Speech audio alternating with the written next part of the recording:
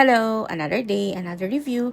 Share ko lang yung pinagstayan namin sa Macau. Ito yung Studio City Hotel from HCMB Macau Port. Sumakay kami ng free shuttle bus going to the hotel. Ito yung revolving door papasok sa reception area. Check-in time is 3 p.m. and check-out time is 11 a.m. Wala rin nga palang na-required na security deposit. And ito naman yung elevator area. So, yung na-assign na room sa amin is located on the 18th floor. Ito yung way papunta sa room namin. So, kailangan nyo lang itap yung keycard dito sa sensor ng door para makapasok. Yung binook ko na room is Premium Celebrity Vista King Room. So, as you can see, on the right side, meron ditong full-length mirror.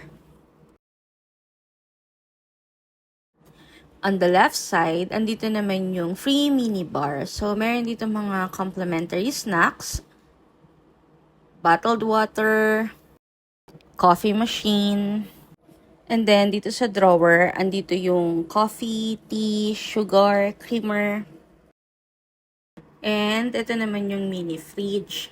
So, meron ditong soda and beer.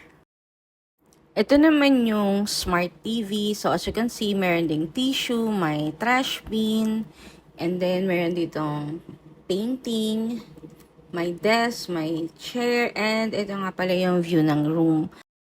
Kita yung Eiffel Tower ng The Parisian Hotel. So yeah, if you like this room, you can book it via Klook or Agoda using my promo code for discount. Ito yung king size bed, and then nag-prepare din sila ng towel, birthday cake, and balloons.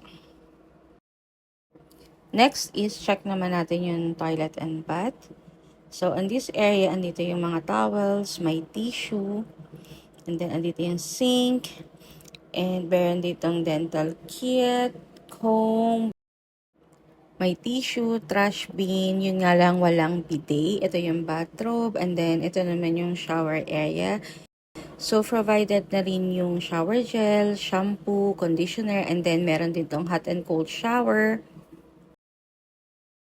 Ito yung view sa daytime. Ito naman yung view sa nighttime.